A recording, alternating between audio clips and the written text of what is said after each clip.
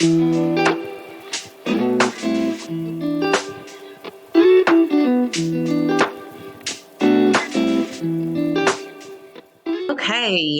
Hi, y'all. Welcome to Soul Sisters Synergy. This is a safe place where women of faith come together, where we can grow, heal, and learn together.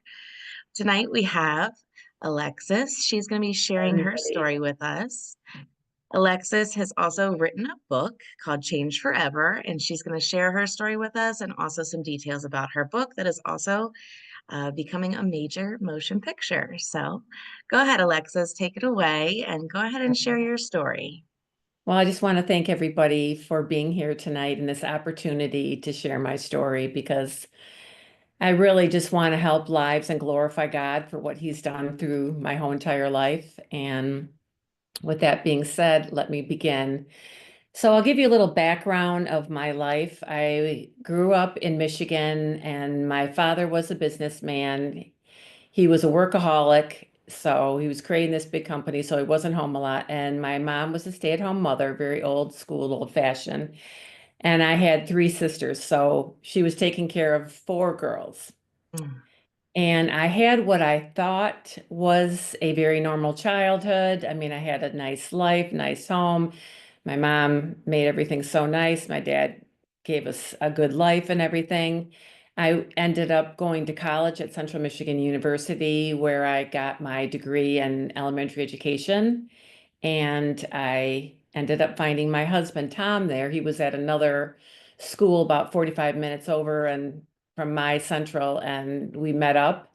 And from that night forward, we were together and we fell madly in love and asked for my dad's hand in marriage. And we got married after we got both got our teaching degrees. We didn't even go through the graduation, we just got married. So it was a very, very happy time in my life. And after we both got married, we moved down by my family's house in Rochester, Michigan, and we were actually asked to be youth leaders for our church, which was a very big Methodist church, because Tom and I both had a very strong faith and we really loved God, and we loved that this pastor that I had gone to the church with my parents, he asked both Tom and I, hey, would you like to take over the youth group? And then we started out with 13, we ended up with over 100. And then the pastor says to Tom, hey, would you like to be the youth pastor as well? Which means you have to be at every Sunday sermon, you have to wear the black gown. And he gave a sermon once a year. It was very involving. We went on mission trips, so a lot of time was spent. It was very rewarding for both of us and helped strengthen our marriage, which was wonderful. And all I really wanted as a woman was to be a wife and mother. I taught first grade for a little bit, but my eyes were solely on creating this beautiful family. So we had our first daughter, Alexandra, and then we tried to get pregnant again and had a couple of miscarriages. We don't understand what was going on. So we decided to go to IVF, and we were totally blessed with twins, girl and boy, Austin and Victoria. So God really helped us through that. And then we had this beautiful family. So one of the things that I did not know in my childhood, because I just explained to you about it, how I thought it was such a normal childhood, I later learned to see as my husband and we were married, we had these children, but I started feeling this sense of this very sad heart. Like there was this little girl inside me that was crying. I had this need so much to be seen and to be heard. So I became this huge people pleaser, and I wanted to please you and make you happy. And that's how I found my worth. I always wanted to pour into everybody. And I realized much later in life that that was because what I thought was this perfect childhood actually wasn't so perfect, because my grandmother did not like my father, did not approve of him. So my mom and my dad, they eloped and they took off to California, and they had my first sister. My dad had a very strong family. He believed in family. He had three brothers. So they came back to Michigan and they had three more of us, my sisters and myself. But their relationship was still torn apart. My grandmother did not want to see him. She wouldn't let him in the house. When we went over there, my dad wasn't allowed. My mom would take us over there. So can you imagine what that did to their marriage? It was very hard on my parents, and I didn't realize that as a child growing up, but it affected me early on because one, my dad is a workaholic. He wasn't home very much. So there's my mom raising three or four girls, mostly by herself. And then to have these immense marriage problems because her parents didn't like her husband that she married. So there was a lot of, I didn't get that developmental bond that you get early on in the stages from your mother because she was so busy with all of this. And that's how I became a people pleaser. I didn't get that, so I seeked it out from everybody else around me. And I started doing that early on as a little girl, and I just didn't realize it because it just became a habit. And then I think that when I married my husband, I thought, well, he's going to fill my needs because I've got this great husband. He loves me. I'm going to have kids. I'm going to be so happy. This is going to be great.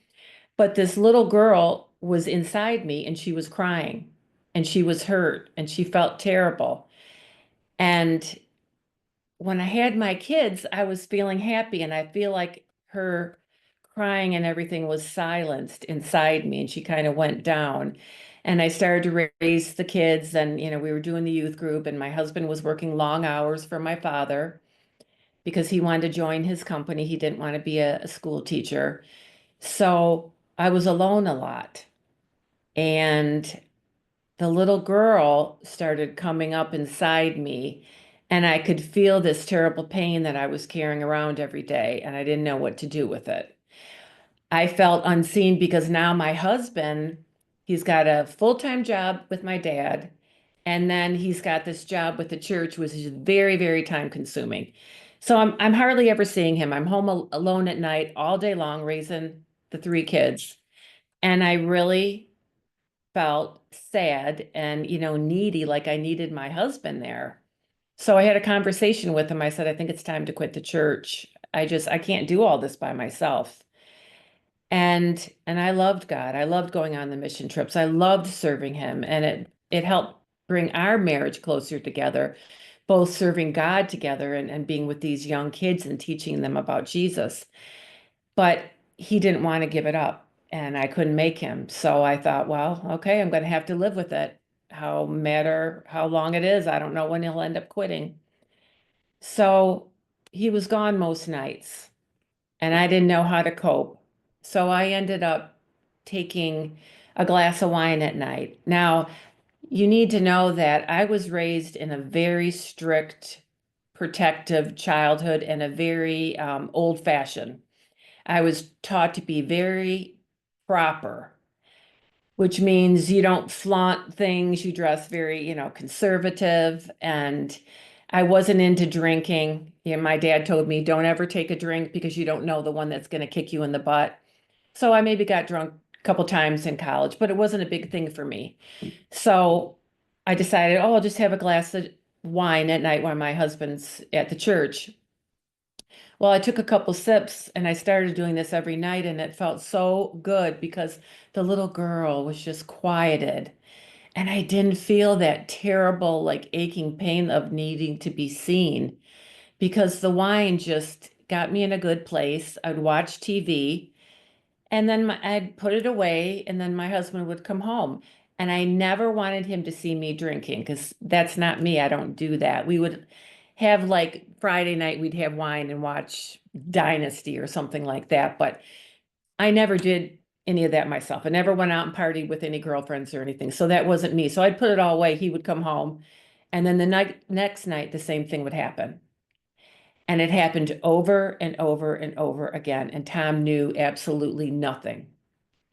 I hid it from everybody, my family, my husband, the kids. I would still do all my chores as a mom, but I'd sneak in the closet and I got to grab my bottle. And just get in my good place. And I managed to keep it all together fairly well until one morning I woke up. It's 8 a.m. in the morning, and I'm thinking, oh, I need a drink. I'm like, oh my, I need a drink. It's 8 a.m. This isn't right. I'm usually at 8 p.m. and I'm having my glass of wine. I know nothing about alcoholism. So I looked it up and it said, you're an alcoholic if you need a drink in the morning. If it's on your mind right away, first thing, you might most likely have a problem. I was floored. It'd only been 6 months. And I had switched my wine like maybe on the fourth month to vodka because I knew that it wouldn't smell. So I thought, well, I'll just have that. Then he really won't smell me. So I did like 4 months of wine, 2 months of vodka, and then I'm hooked. And now that's crazy and insane. 6 months. So I'm thinking I got a problem because I want it first thing in the morning. What am I going to do? I got to fix this. I'm a very, very determined, bold person. I do not give up. My dad taught me the squeaky wheel gets the grease, and you never say can't. So I'm a doer. And I thought, I've got to call my husband at work and tell him I think I have a drinking problem. And I know that sounds crazy, right? But I did. I called him up on the phone. I'm like, honey, he's like, what? What's going on? I said, I think I have a drinking problem. He's like, what, Alexis? Are you kidding me? I said, honey, I'm not kidding you. I really think I have a drinking problem. He says, how could I not know that? What's been going on? And I told him that I had it drinking at night, and within 6 months, he goes, it's been going on 6 months. I said, yes. I've just been managing to maintain, the kids, make dinner, do the laundry, just get enough to just keep me kind of chill and going.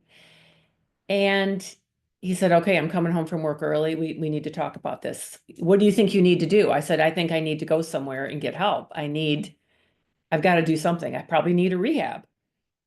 So he came home. He was shocked. He couldn't believe it. We came up with a plan, and I thought, okay, I'm going to go to a detox center. So the difference between detox center and a rehab is detox, you go in for like 7 days. They detox you off of the alcohol because it can be very dangerous. You can have shakes, all seizures, all sorts of things. So to do it monitored is the safe way. So I went there and I thought, this is good. I'm just going to get off it. I'll go home and I'll continue life. Well, boy, was I wrong. I had no idea the magnitude of how strong addiction is or how strong alcohol can be to your system. It doesn't want to leave you. So I got home, I felt great. Oh, I'm all free. I've got this. The next morning, I went right back to the bottle because I needed it. I couldn't help myself. I wanted the booze.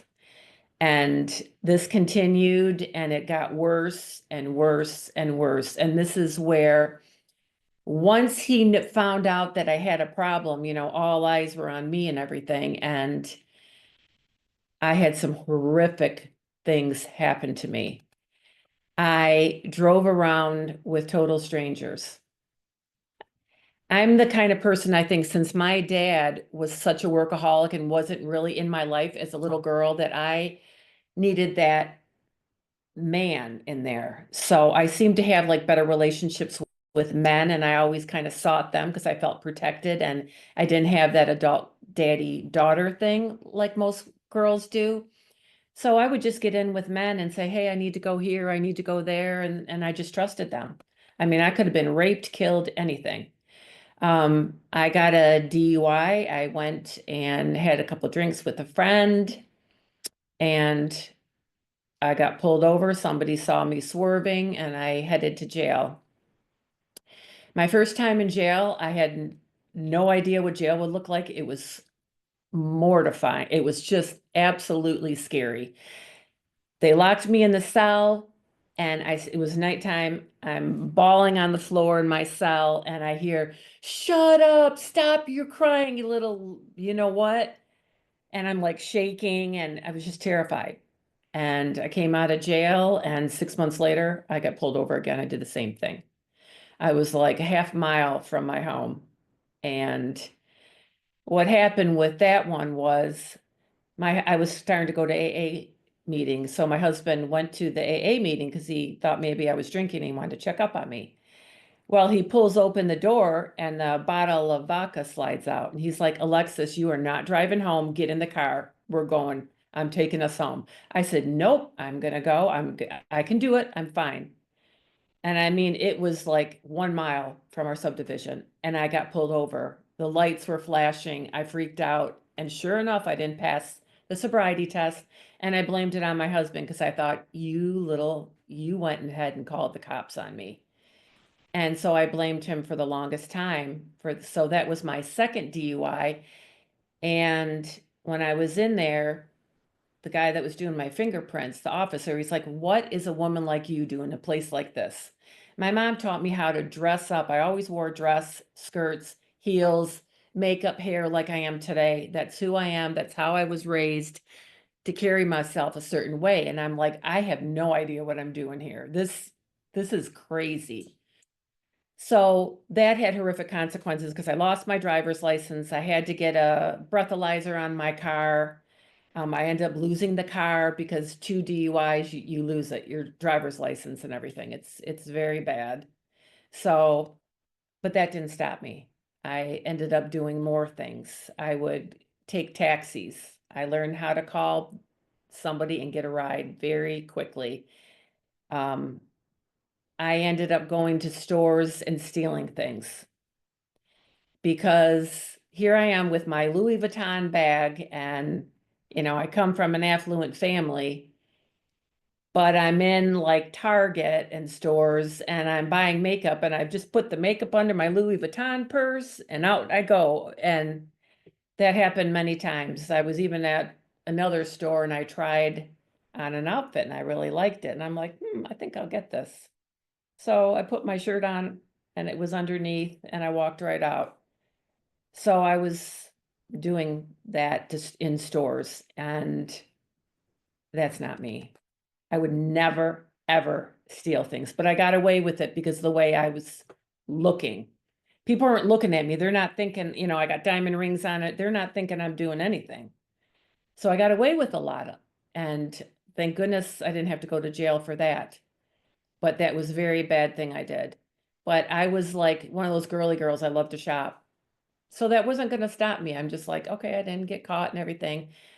So one day I took a taxi to, I'll tell you the store, Dillard's. I met a friend there that I knew and we were talking. And then I went to the bathroom and I had a little vodka bottle in my purse. I had a little couple sips and washed my hands and I went back out. And to my shocking surprise, the store was dim.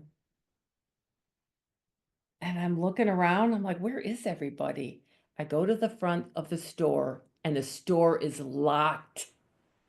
The store closed up, Dillard's, major department store, with me in the huge store. I'm locked in there, shocked, thinking, what the heck am I going to do? I'm screwed now. I can't even believe this happened to me. Apparently, they didn't check the last stall out of the bathroom where I was because I came out. I didn't even hear them say, I'm sorry, we're closing. You need to leave. So I was shocked. What am I going to do, right? So I took the alcohol out of my bag, had some sips, and I decided, well, you know what? I'm going to go get a blanket from the bedding section. Got a pillow, got a blanket. I was freaked out. I was laying on the floor in these mannequins, it's like dimly lit, drank the rest of my alcohol and passed out. And I'm kind of glad I passed out because it would have been really freaky with all of the mannequins and everything. I didn't know what else to do. I didn't want to destroy anything. I mean, what am I going to do all night long? I couldn't call anybody. I'd really get in trouble. So I just fell asleep all night long. And in the morning, somebody touched my shoulder and said, miss. And I look up and it's the guard, security guard. He's like, what are you doing here? You slept in the store all night long? I said, I was in the bathroom when it closed. I had no idea. He says, well, you need to come with me. We need to come to the manager's office. So I thought, oh, I'm in huge trouble now. I'm going to go to jail for sure. So I sat down and of course I'm fully dressed and everything with my Louis bag. And he's like, what happened, ma'am? I said, I was in the bathroom. I had no idea the store closed. I didn't even hear you say it was closed over the speaker. So I just laid down. And I think he knew I was drinking. He could probably smell it on me. And I said, "Am I in trouble?" He says, "No, you haven't done any damage. What I'm going to do for you is I'm going to have the security guard put you in the car and drive you to your home. We're not going to do any charges." And I said, "Thank you so much, sir. I am terribly sorry that I fell asleep in your store. I really am. I'm so embarrassed. Please forgive me." And so the security guard was very nice to me, put me in the car and drove me back to my house. And that is something I will never forget for my entire life. How many people get locked in a major department store? Nobody I know. So that was just another thing that happened to me. My drinking continued. It escalated. I was drunk all over the place. I didn't have a driver's license, and sometimes I didn't want to call the taxi, so I would walk up to the liquor store, which wasn't very far from my home. And one time I did that, I ended up passing out on the front of a subdivision. Somebody called 911 and got me an ambulance. I woke up in the hospital. I'm like, what am I doing here? And they're like, somebody called you because you were passed out on the cement. You're lucky you didn't get hurt more. And I couldn't even believe it. But that's how bad it was. I was getting drunk everywhere. My kids, I drove them around drunk in the car. One day I was driving myself somewhere. This is why I had my driver's license still. And somebody bumped into me. They bumped into the back of my car. So I didn't really do anything. They just bumped into me. And then the guy comes running over. He opens my door. "Are you okay, miss?" And he looks on the floor, and out slides my vodka bottle. He goes, "Ma'am, you better get rid of that quicker. The cops are they're gonna nail you." And I just reacted, and I shut that door so fast, put the hammer down, and I drove off during the accident before anybody cops came or anything, because people were getting out of their cars to help us. I took off. I was like a mile from my subdivision, so I went in the back way. He ruined my bumper. I had to tell Tom that I had gotten in a car accident.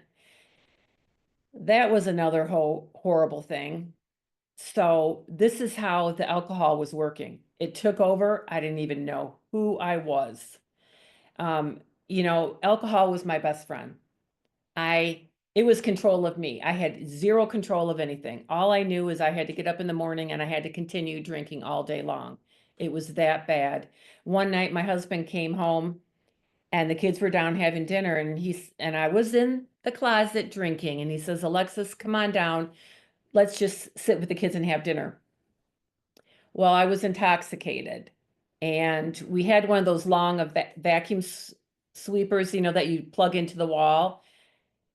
I don't even remember what happened as far as the argument, but we got in an argument and I put that hose up. And my husband is 6'2". He's a big guy and muscular.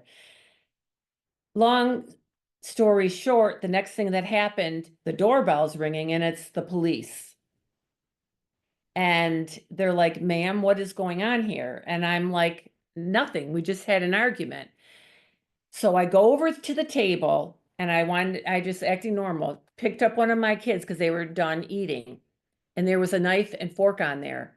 The cop saw that. I had my hair in a big ponytail. He pulled me by the ponytail down on the floor. I don't know if he thought the knife was going to do something or what. So there I am on the floor. My kids see me. Tom sees me. I'm wrestling. I'm kicking because I'm drunk and everything. And he says, "Come on, you're going to jail." They took my hands, threw me in the car, and I was so beyond myself. And my father's a powerful man. So I said to them, "You better watch out because my dad's a powerful man. He will come after you." And I took my feet and I kicked the window with them. That is how mad and upset and just out of it I was. So there I go again to jail another time. and that was for domestic violence. That's how it was classified. So of course, when you have domestic violence, you can't go back home to your house. So guess where I had to go? My dad had to pick me up, waiting outside of the jail for me. And you know how humiliated I felt? Like I knew he was disappointed in me. I had this kind of relationship with my father that my dad was my hero. I mean, elevated him up here. And there he was standing, and I felt so ashamed. And I had to go live with them, and I had to go through withdrawals and everything. And then I had to go to court. And Tom says, I'm not going to do any charges. We'll get the case dismissed. And my husband was just losing it. He's like, I can't take this anymore. I don't know what I don't know her. This is way too much for the kids. I don't know what I'm coming home to every day. And his attorney, which was an attorney for my father, and he's not a godly man, but he said to her, Tom, that is not your wife. Because the attorney knew me personally. He says, Alexis is a very sweet and loving woman. This is not her. This is the devil. And from that moment on, Tom looked at it so much differently because he's like, you're right. This isn't Alexis. She wouldn't do any of this. This is the devil. And he's got a really tight hold on her. So, I mean, I think that's like 4, 5. Oh, I had one other time in prison. Another shopping thing. I got dropped off at a mall. I created chaos in one of the stores. I'm trying on all these clothes and they got mad at me. And I guess I was carrying on because I'm wasted. And they called the police. They handcuffed me and took me to jail. So I went to jail for disturbing the public as well. So between going to jail and going to courts and being passed out places and in the hospital, and then if that wasn't enough, I had 3 mini strokes while I was in my alcoholic stage too. I'm lucky to be alive right now. 3 mini strokes. That's why my lip goes down here. I had 2 on the right and 1 on the left. So, but that didn't stop me. In between, then I'd go back. So this is how horrific addiction is. And, you know, when people look down at people, I didn't sign up for this. You think I want to be a raging alcoholic? Nobody signs up for it. But the thing is, I couldn't stand myself. I could not look in the mirror and I'm like, I don't know who you are, because I am a very, very put together, kind, loving person. I love God. I have a strong faith. In college, I would go to churches and just pray to him. So it's not like I didn't have God. There would be days where I would have a glass of vodka waiting for me. And I'm like, God, I don't know. Help me. I shouldn't take this, should I? But the devil was on the other shoulder and he goes, you know what? Just one little sip. So I did. And then one little sip took me straight down the rabbit hole again. So it was like one thing after another, and this went on for several years. And I even had one situation where I let my kids in the car and at somebody else's neighborhood, and they saw and they called the cops and they said, what are your kids doing without you? Why are you in that house instead of you just locked your kids in the car? So we had a house check to make sure everything was okay. I don't even know how I pulled that off, but so it was devastating time. And I really got to the point where I couldn't even look at myself. I didn't even know who I was. I'm taught to be very proper, and I was anything proper. I'm doing things I never would have done in my marriage, you know, going to stay at strangers' homes with them. I mean, I did horrible things. I did things I can't even remember. I stayed at hotels, people's homes. I'd wake up, I'm like, oh, who are you? I mean, it's embarrassing. It's embarrassing to even say, but I have to tell the reality of it because this is how gut-wrenching and horrible this was. So I tell the good, the bad, and the ugly. And, you know, I'm a very determined person. I would get back on that horse. I tried everything. I went to AA. I did neurobiofeedback where they put those things on your head and it changes your brain waves. And it did. It worked for me for 6 months. And then I went right back. I went to counseling sessions after counseling. I mean, I tried. Sometimes I would get sober for 3 months, then I'd go down. Then I would make maybe 1 month and I'd go back. So it was just like a roller coaster of year after year and just trying so hard because I didn't want to be this person. But it had such a hard grip on me that I could not escape. I mean, it was bad. I was to the point where, is my husband going to leave? Because, I mean, how much can somebody put up with? Half the time, my older daughter had to take care of the twins because mom's passed out in the bed, so that she's got to worry about dinner. I mean, it was horrible. I looked in the mirror. I'm like, who is this monster? Who are you? I don't even know where you went. So I got to the point where I wasn't sure if Tom was going to stay with me. I was worried that I would lose my children. I didn't know how to get out of this. So one night, Tom just took the kids out for dessert somewhere. And I remember it was nighttime. I lay down on the sofa and without even thinking, without even planning, I just cried out to God. I just had had enough. I laid everything down, all the sins, all the stealing, all the promiscuous things I did, hurting my marriage, driving my kids around drunk. I could have killed them. I could have killed myself. And it was such a good feeling to just give him everything. I needed my savior right then. And I just felt like it was dark in my house. I just felt like his presence was right there. And I just cried out to him and I just divulged everything and said, I am so sorry, God. This is horrible. Please, please forgive me. This is not the woman I want to be. And I asked him, I said, God, I know that I am not the woman that you created, and I want to be the person that you created at my birth. I want to be her, and I'm not her. Please help me, Father, to be who you created me to be. Let me be her. Let me live that life. I didn't say, give me a miracle, do this. I just wanted to be who God made me to be. And this raging alcoholic was not who God created. And I was on the verge of losing my health. I could have died. Something could have happened to my kids. My husband could have taken off. I mean, I don't think it could have been any more horrific because I mean, there's still things I could tell you. It's just drunken episodes everywhere. My kids didn't know if I was going to be mom who was drunk, mom who was passed out, mom who was a little tipsy, or they didn't know. I did damage everywhere I went. And I told God that and I prayed this and I've never had peace in over like 6 years. I lived in a world of chaos. I didn't even know what peace felt like. So to have that peace from giving everything to God, I took this 1,000-pound weight off my shoulder, put it on the floor for him to have, and gave him my burden and asked for pure forgiveness because I know I was not being that godly person that I was before I picked up that first drink.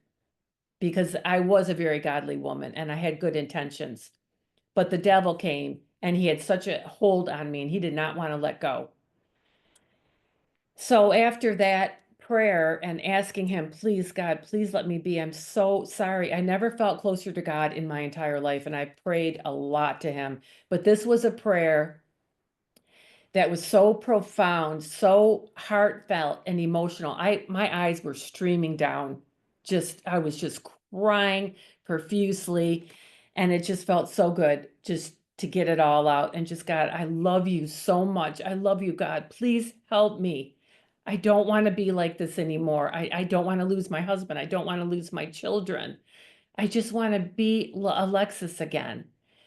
And it was I wish I could like tell you properly how this felt because it's so incomprehensible that like I felt his presence so deep. Like I knew he was there and I looked up and I could see a light and I knew that that was God. Everything else from my mind faded. I was having a personal conversation. It was just God and I. It wasn't the house. It wasn't this. It wasn't my kids. It was just God and I, and nothing else intervened. And that was to me very comforting. And I knew that he was there because I could totally sense it. And I felt peace that I've never felt before. And I said, "Oh God, I love you so much. Please help me and forgive me." And I went up to bed and I walked up the stairs. I went straight to sleep. So I woke up in the morning and I had no expectations, none. I just laid everything out to my father. And I had prayed to him before when I was drinking, but not like this. I surrendered everything, everything in my whole entire life to him. So when I woke up, usually I have to go right to the bathroom because I've got to get the vodka and I got to start drinking. Otherwise, I'm going to have the shakes. I didn't want the vodka. The only thing I wanted was coffee. I haven't wanted coffee in over 6 years. I have to go right to my closet. And that's when I had the moment where, like, wait a minute, why don't I want vodka? And I'm not shaking. So I went to my closet and I took all my bottles and I poured them down the drain. And it felt so good. And I would never do that before. That's my best friend. Are you kidding me? I need this. But I didn't. So I poured it all down, like, goodbye. And it felt so good.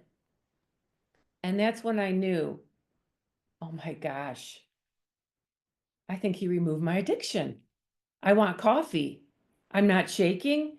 I felt like totally normal, like I had got out of the alcoholic shoes and stepped into the old shoes that I used to wear as Alexis. It was such an amazing feeling that I got down on my knees. I said, my gosh, thank you, God. Thank you so much for what you did. You saved my life. I don't want alcohol. How can this be? And I felt so good that I wanted to run and tell Tom. So I go to him. I said, Tom, you're not going to believe this, but I want coffee. I don't want vodka. I feel so good. And he looks at me and says, okay. He goes, I've heard this before, Alexis. I said, no, before I told you it was me. I'm telling you this time, it is God. This is not me. I'm telling you, I don't have to drink anymore. He says, okay, honey, we'll see. So I thought, okay, don't believe me. That's fine. I went about the day. I had 0 shakes. Had God not removed that addiction, I would have terrible withdrawals. I would be shaking. I would have all sorts of things happening to me. But it was like it never happened. It was like I never took a drink. I was totally my normal self. I mean, it was totally incredible. And another thing that I noticed about myself was when I looked in the mirror, I didn't hate myself. I looked and I saw the old Alexis. And that's when I had this huge epiphany. And this was like the second part of the miracle, the removal of the addiction. But he truly forgave me for my sins. We all know that God forgives us, but I have never felt it in this manner before in my life. Because when you're an alcoholic, you're ashamed, you have regret, remorse, you hate yourself. So you have a hard time getting back your relationships and you don't like yourself. So that makes it even harder because you're ashamed. I didn't hate myself. And my relationships came back with my parents, my sisters, my friends, everything.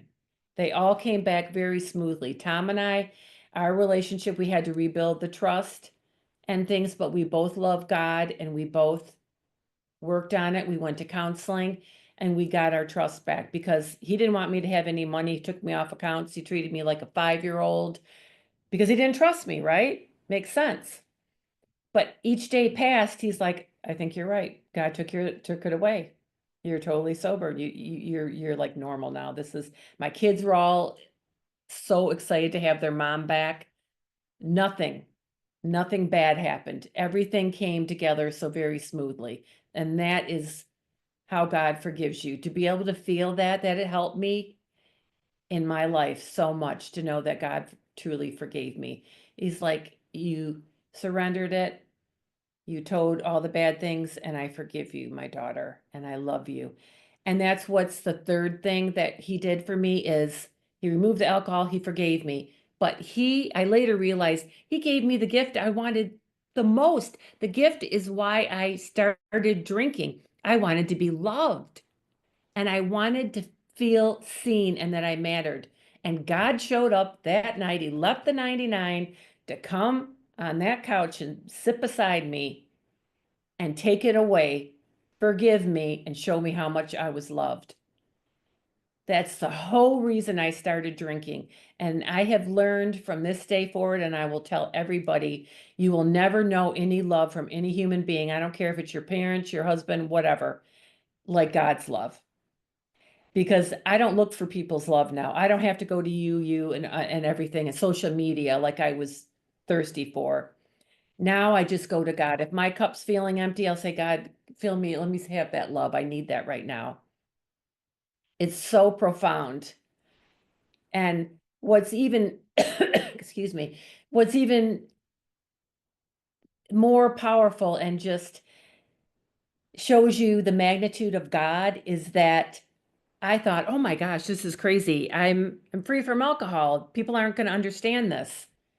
Like, it was hard for me to comprehend how God did all this for me, but God later showed me there was a greater plan and purpose for the miracle that he performed, because he put many people in my path that showed me I had to write a book. I didn't want to write a book. I posted a lot of things sharing what I had been through on Instagram, and they're like, Alexis, you know, you're able to convey, and the way you write so emotional, you should write a book. I'm like, I don't want to write a book. That's too daunting. No, So God brought people in my past, across my path, that led me to believe I should write a book. And one day met this kid. He came to my house and he was telling me about his mom wrote a book.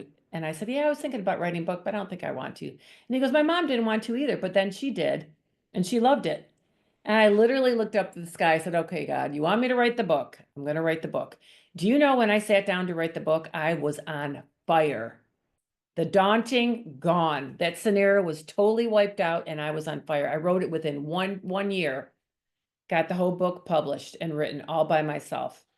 Because what we think is impossible is not impossible with God. And then I'm writing the book. I'm almost ready to have it published.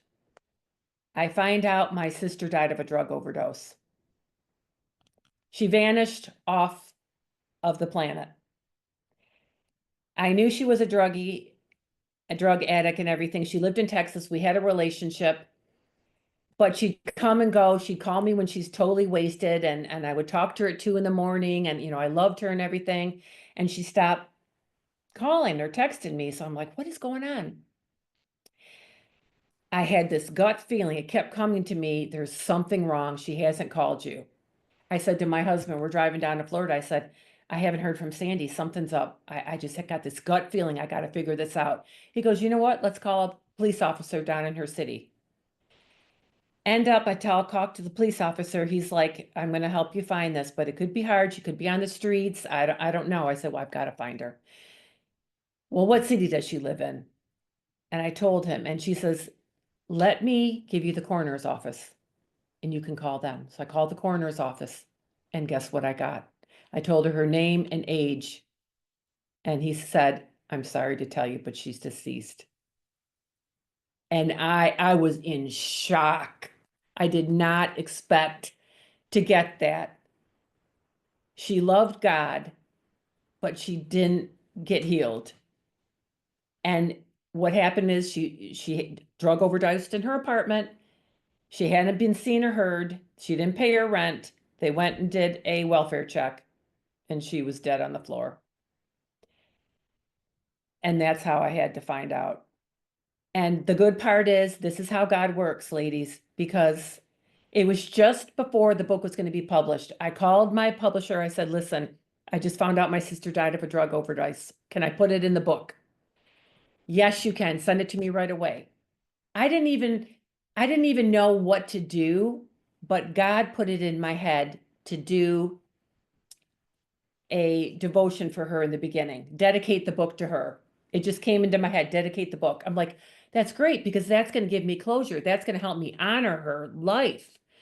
So I sent a picture of her and my dad. It's in the book. And I wrote a little synopsis about my sister and what she went through and how she died of a drug overdose like myself. And that gave me a little bit of closure. It helped me feel like I brought some honor to my sister, because I never was able to properly say goodbye, but that's what God did for me. And then after I did that, I was looking at my Instagram and there was something from a JC film company that came over and I said, let me look at that. He makes movies. So I had this decision. I think I'll just reach out to him. What the heck? I'll try. That's the determination. I'm a go-getter. I'm like, it doesn't hurt to try, right? Contacted him. He says, you had a miracle? That sounds really interesting. Send me your manuscript, Alexis. I was like, what? I just did this, and 2 hours later, he wants my manuscript. He reads the manuscript in 2 days and calls me, says, I'd love to make your movie. I want to rake your testimony into a movie. And I'm like, God, you are moving. And this is what I'm saying. God has orchestrated all these things in my life, my healing, the book, speaking engagements, the movie. I mean, just so many things. And now opportunities like I have this tonight. And I'm going around to churches and Bible studies to tell my story because I want people to see the magnitude of how God is so loving and forgiving and caring. And he's the person you need to go to first. He changed my whole entire life. I probably would be dead right now if it wasn't for God. But he gave me purpose. I never had a big purpose in my life. My purpose was to have kids. I didn't know what I was going to do after my kids grew up. But God's like, you're not going to die. And you know what's another important thing I want to mention to you is why did he do this? And do you know that I do not remember the date that he performed this miracle on me? Everybody who's an alcoholic knows their recovery date. They know it, the month, the hour, everything. I can't tell you when this happened. I know that it was like maybe winter time, and I can kind of count the years back. Like when my grandpa died, I was sober then. So I know God did the miracle. So I could kind of count back. And I thought to myself, God, why can't I remember? Because people were like, well, when did you get sober, Alexis? I'm like, well, I didn't get really sober. I'm in recovery. I'm not in recovery. I'm healed. And that's why God did not want me to know the exact date because I'm not in recovery. People in recovery, they know their exact date. I don't have to because God didn't want me to. I have been healed as far as the East is from the West. And it makes sense. It makes total sense to me that I don't know the date.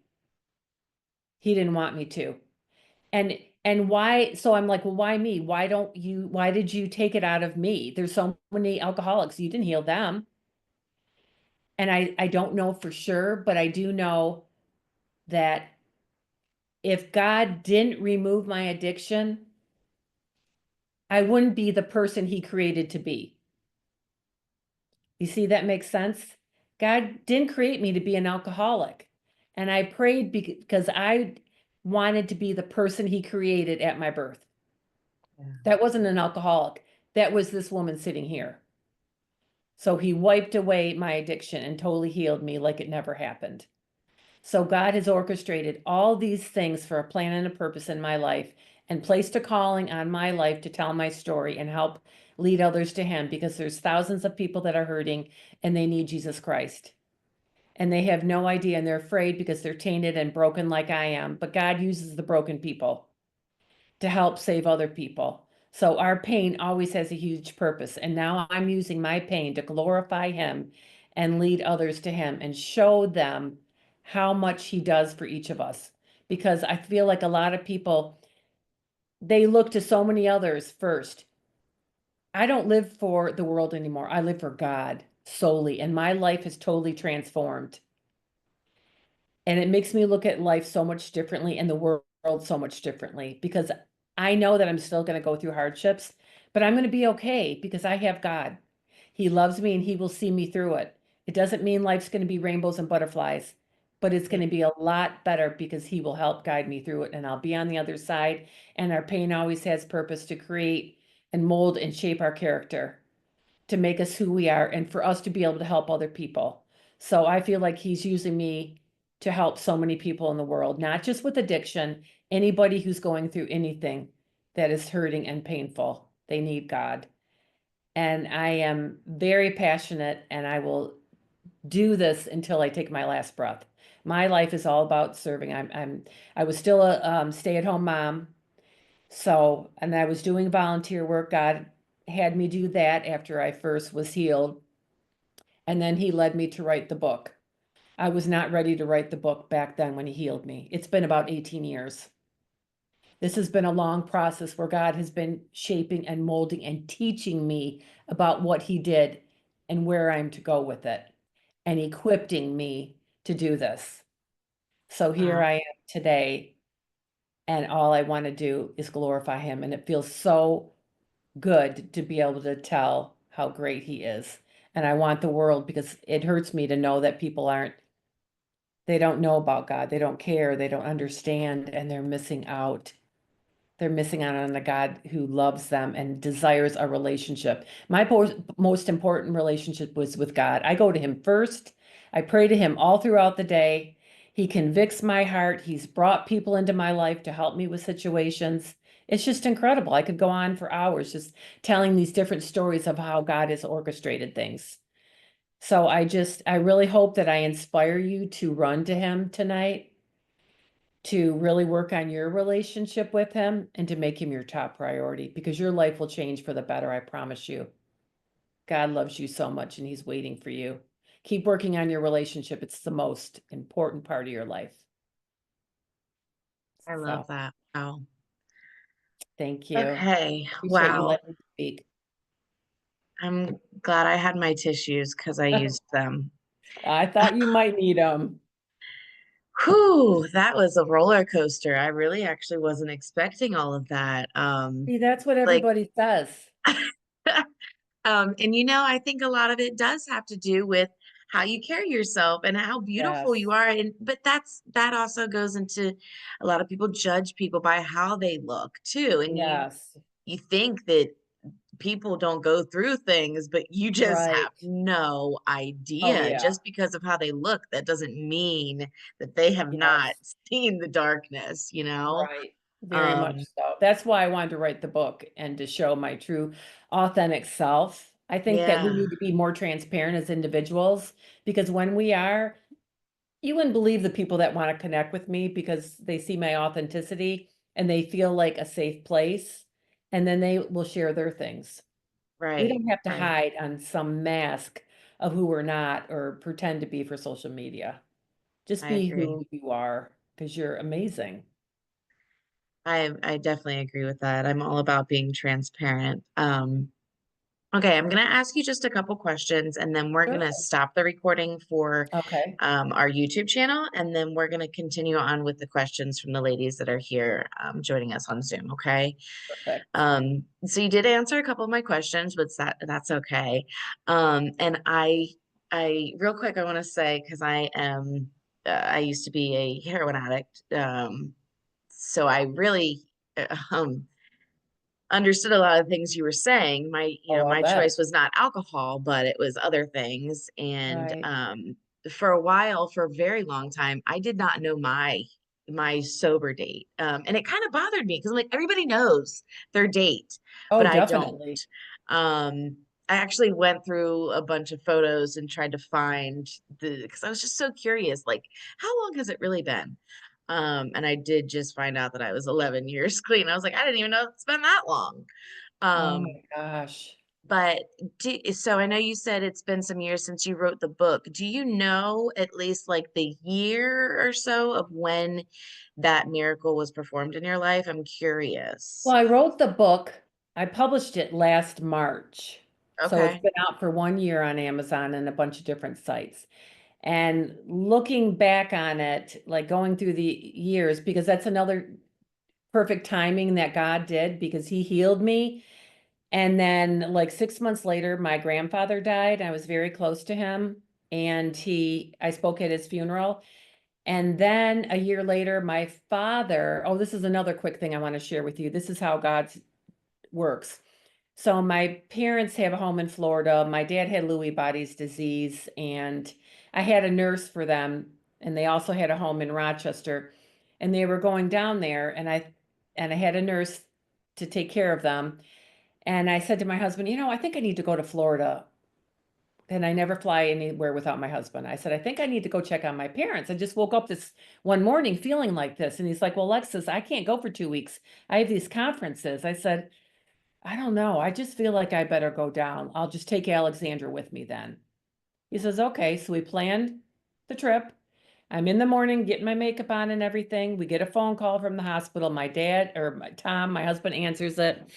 And they're saying this is from Florida. We're at the hospital. Your dad is here and he is not conscious. You need to come. I think it's bad. You need to get here as soon as possible. And I was like, you got to be kidding me.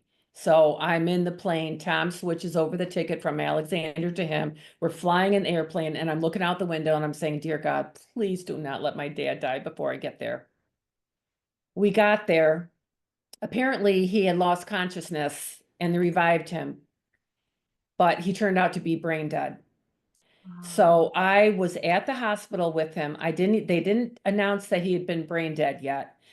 So my mom was wore out, so Tom took her home. I stayed with my dad. I got some clothes on and I sat right by his bed and we talked and I told him, I love you, Dad. You're my hero. And, of course, he's unconscious and everything. In the morning, the doctor comes to me and he says, I'm sorry to tell you, but your dad is brain dead. You're going to have to pull the plug. You have to make the decision. This is really going to get to you. I happen to be power of attorney, medical power of attorney out of my three sisters. And I'm the one there with my mom. This is how God works. He allowed me to be there for my dad, and my mom wanted him to keep living. She didn't want to sign the power of attorney. So I had to sign my signature, which was the worst signature of my life. We pulled all the cords off of him, and I held his hand and said goodbye. And he was gone in 30 minutes. But I was able to give the eulogy at my dad's funeral. And had I not had this miracle, I would have been devastated because he was my hero and he was able to see that I was healed and have some time with me before it happened. So this is how God has orchestrated all the timing and this was years ago. This was like 10 years ago. So God has been in constant work in my life of all these things. So, it's been like 18 years ago. Wow. And that's why it took me so long to write the book. I wasn't ready. I Yeah. was still learning who I was and doing all these other things to try to prepare myself and getting my relationship with. And then I turn around and my mom has Alzheimer's. Oh, So my no. dad dies, and now I'm in charge of my mother, and she moves in with us for a little while. Then I had to move her into a home, and that was devastating too. And then she dies. So Oh, God let me be there for all three of them and take care of them. wow. And then, if that wasn't enough, I was a hospice volunteer. My mother had hospice, and I thought, I don't know how these people can do it. They're really brave. A week after she dies and we bury her, I decide I want to be a hospice volunteer. God placed it on my heart. I don't know why. I've dealt with so much death, but he's like, I want you to be a hospice volunteer. So I called them and they're like, your mom just died a week ago. I don't think that's kind of early. I said, no, it's not. God prepared me. I can do it. So I walked in there and I was a hospice volunteer for somebody else who was dying. So this is the way that God was preparing me and my heart by doing all these volunteer jobs. And then that's when he started saying, you know what? You have a calling. You have something to Wow. do. You have a book to write. You have to tell the world.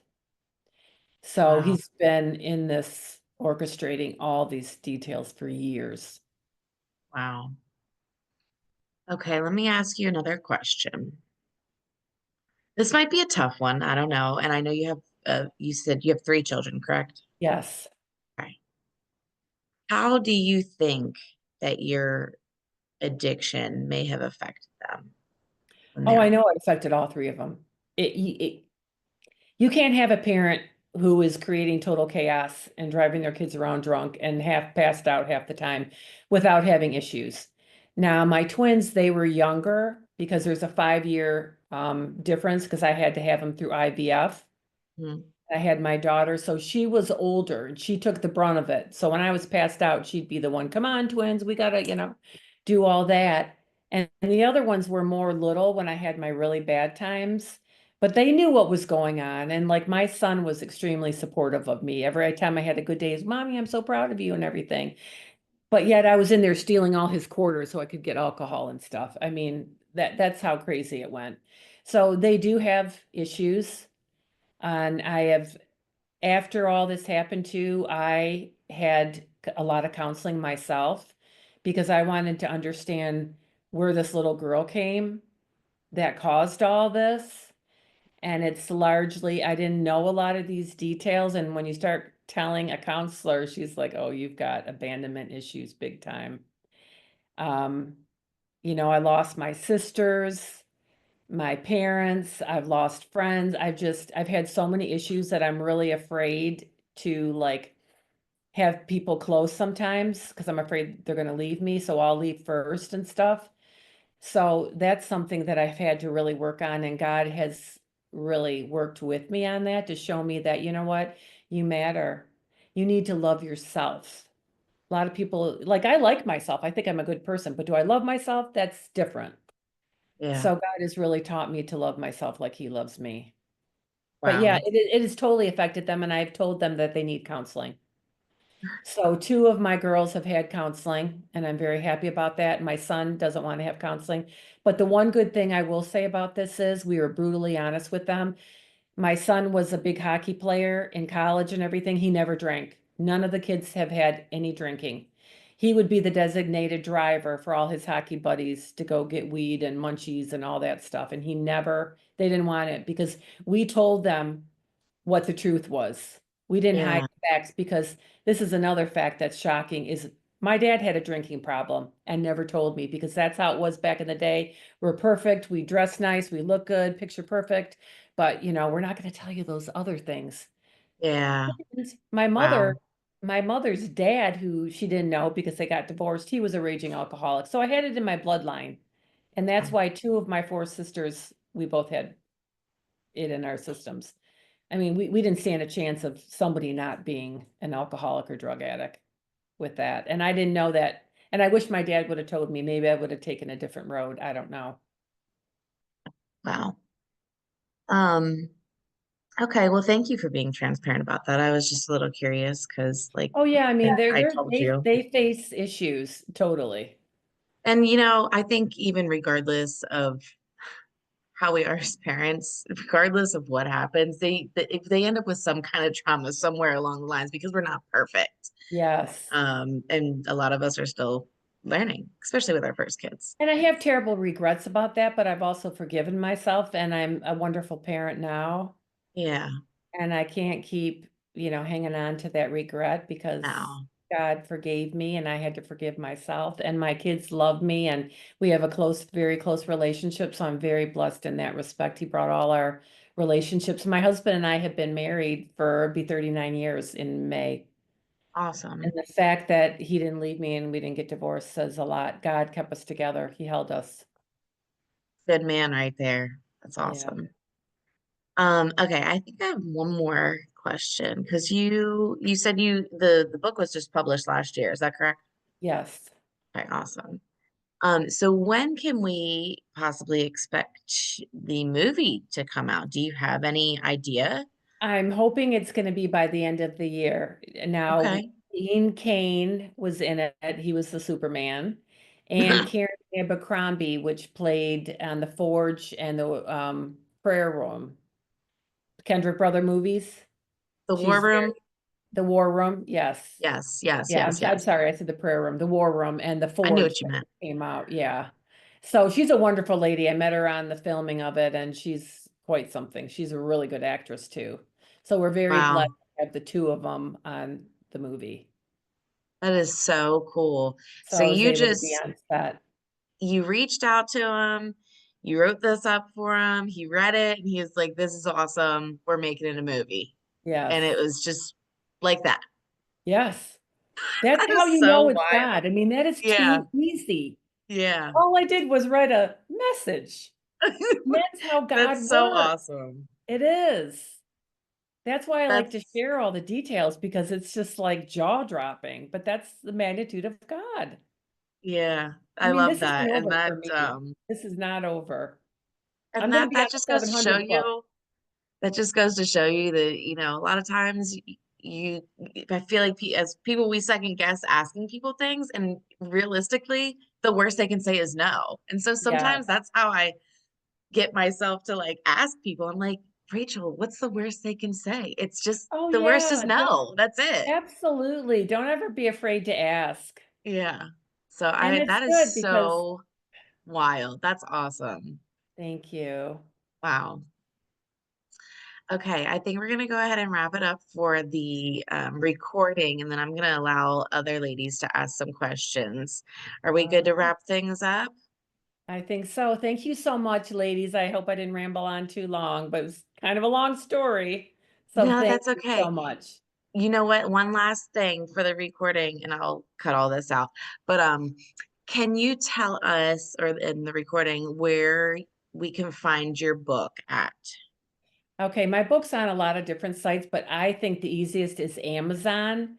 You can also get it on Target and Walmart and Barnes and Noble's sites. Okay, So, that's but yeah, awesome. the easiest just is Amazon. Okay, perfect. I will add a link at the end of the Oh, recording so perfect. people can That would be find that. great. Thank you. That I is appreciate awesome.